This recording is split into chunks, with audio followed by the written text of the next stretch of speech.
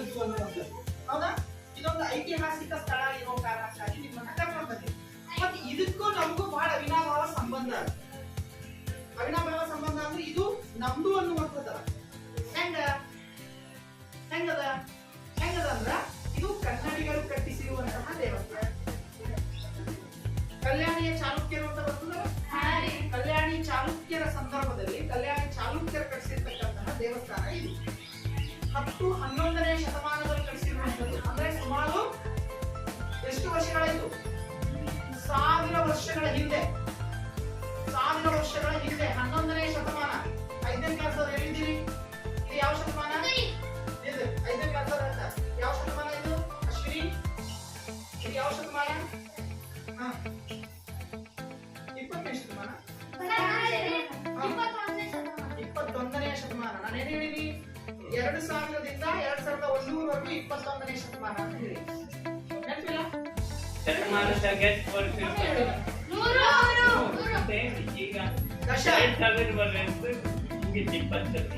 ಹೇಳಿ ನಿಮ್ಗ.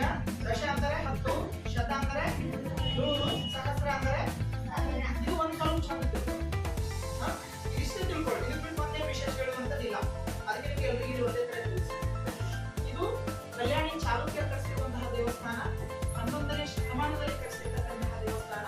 ಸುದೀರ್ಘ ಇತಿಹಾಸವನ್ನ ಹೊಂದಿರುವಂತಹ ದೇವಸ್ಥಾನ. ಅಂದ್ರೆ ಸುಮಾರು 1000 ವರ್ಷಗಳ ಹಿಂದೆ ಒಂದು ಎಷ್ಟು ಹಳೆಯ ಇತಿಹಾಸ ಅದಲ್ಲ.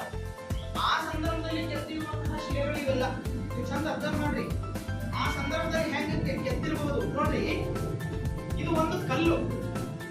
ನಾವಿವತ್ತು ಪೇಪರ್ ಮೇಲೆ ಡಿಸೈನ್ ಎಲೆಗಳು ಡಿಸೈನ್ ಏನಾರ ಒಂದು ಮಾಡ್ಬೇಕು ಅಂದಾಗ ಎಷ್ಟು ಕಷ್ಟಪಡ್ತೀವಿ. ಪೇಪರ್ ಬಿಡಕ್ಕೆ 10 ಪೇಪರ್ ಮೀಟಿಂಗ್ ಮೇಲೆ 11ನೇ ಪೇಪರ್ ಎಲ್ಲೋ ಒಂದ್ ಕಡೆ ಚಂದ ರಂಗೋಲಿ ಇಳಿಸ್ತು. ಆದ್ರೆ ಒಂದು ಕಲ್ಲಿನಲ್ಲಿ ಇದನ್ನ ಕೆತ್ತಬೇಕಾದ್ರೆ ಅವ್ರ ಹತ್ರ ಎಷ್ಟು ಪೇಷನ್ಸ್ ಇದ್ದಿರಬೇಕು ಅನ್ನೋದ್ರ ಬಗ್ಗೆ ಯೋಚನೆ ಮಾಡಿ. ಎಷ್ಟು ಸೂಕ್ಷ್ಮ ನೋಡಿ, ಎಷ್ಟು ಸೂಕ್ಷ್ಮ. ಇಲ್ಲಿ ನೋಡಿ, ಇದು ಈಗ ರಿಯಲಿ ನಾವು ತಗೊಂಡ್ ಬಂದಿದ್ದೀವೇನೋ ಅನ್ನೋ ಒಂದು ಫೀಲ್ ಆಗುತ್ತೆ. ಇವೆಲ್ಲ ನೋಡಿ ಡಿಸೈನ್ಗಳು ಪ್ರತಿಯೊಂದು ಎಷ್ಟು ಸೂಕ್ಷ್ಮದ. ಇದು ಏನದ, ಇದು ಕೂಡ ಹಂಗೆ ಅದ. ಮತ್ತೆ ಇವೆಲ್ಲ ಡಿಸೈನ್ಸ್ ಗಳು ನೋಡ್ರಿ, ಯಾವ್ದು ಕೂಡ ನೀವು ತಪ್ಪು ಕಂಡಿಡ್ಲಿಕ್ಕೆ ಆಗದೇ ಇಲ್ಲ. ಇದು ಸ್ವಲ್ಪ ಹಿಂಗ್ ಬರ್ಬೇಕಿತ್ರಿ ಸರ್ ಅಂತ ಸಾಧ್ಯನೇ ಇಲ್ಲ.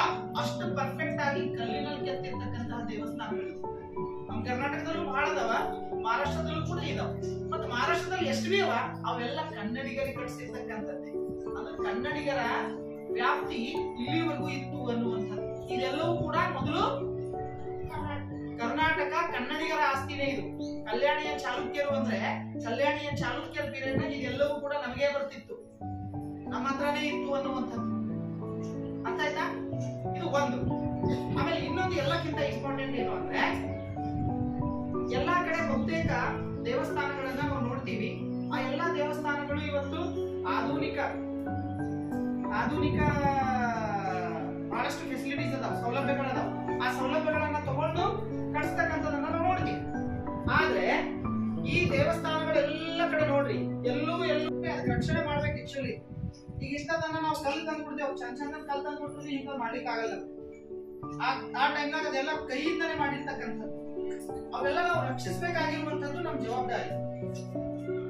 ಇದು ಹೊಟ್ಟುಳನ್ನ ಬಂದು ರಕ್ಷಣೆ ಮಾಡಬೇಕು ಅನ್ನುವಂಥದ್ದಲ್ಲ.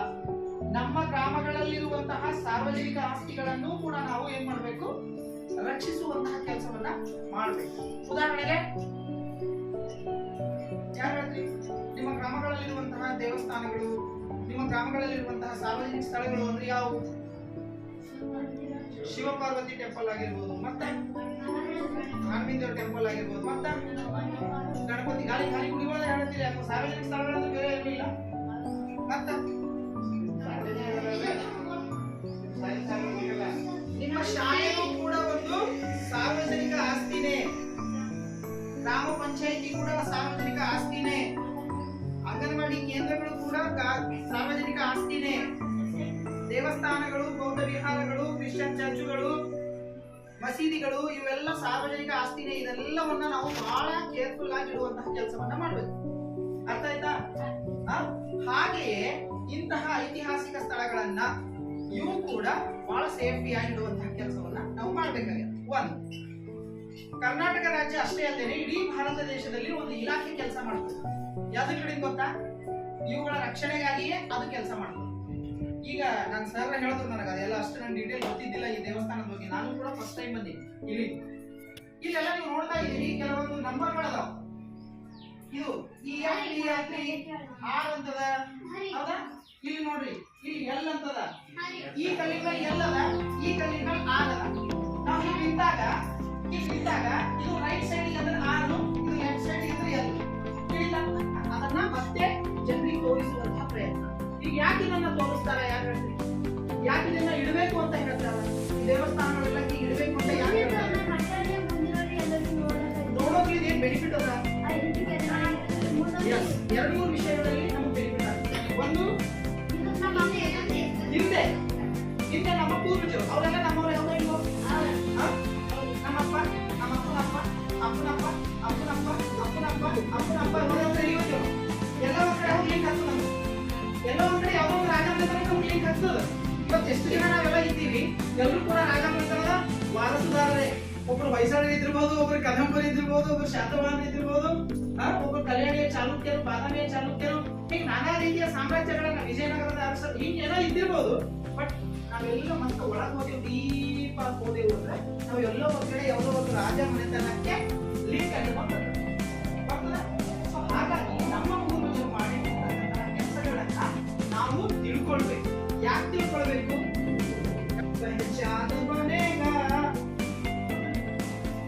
ಭಾರತದ ಮಕ್ಕಳಿಗೆಲ್ಲ ಭಾರತೀಯರಷ್ಟೇ, ಆ ಜಾತಿಯವರು ಈ ಜಾತಿಯವರು ಆ ಜಾತಿಯವರು ಈ ಜಾತಿಯವರು ಸೆಕೆಂಡ್ರಿ, ಮೊದಲೆಲ್ಲರಿಗಿಂತ ಮೊದಲು ಎಲ್ಲರೂ ನಾವ್ಯಾರು.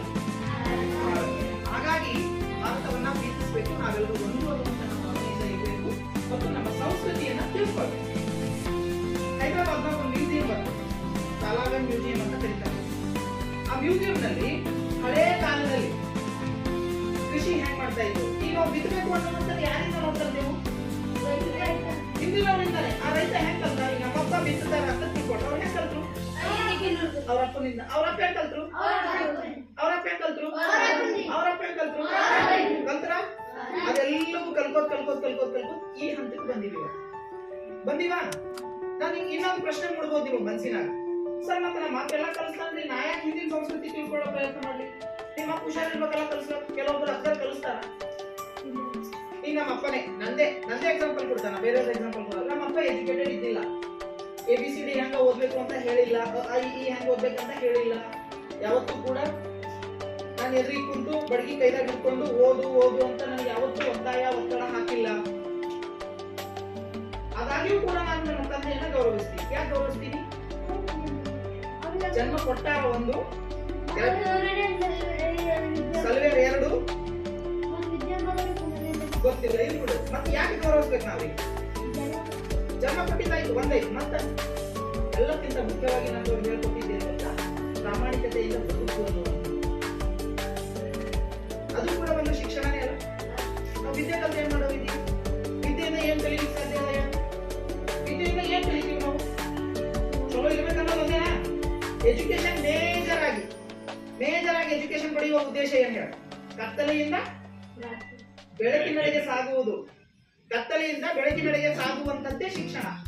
ಇದು ಕುಸಿದು ಬಿದ್ದಾಗ ಎಲ್ಲಾ ಕಲ್ಲುಗಳು ಒಂದೇ ಕಡೆಯಾಗಿ, ಇನ್ನು ಜಾಸ್ತಿ ಕುಸಿದಾಗ ಈ ಕಲ್ಲು ಎಲ್ಲಿಂದಲ್ಲ ಅಂತ ನಮ್ಗೆ ಐಡೆಂಟಿಫೈ ಮಾಡ್ಲಿಕ್ಕೆ ಆಗಲ್ಲ. ಆ ತಾಕತ್ತು ಆಧುನಿಕರಿಗಿಲ್ಲ, ಹಳೆಯವರಿಗಿತ್ತು.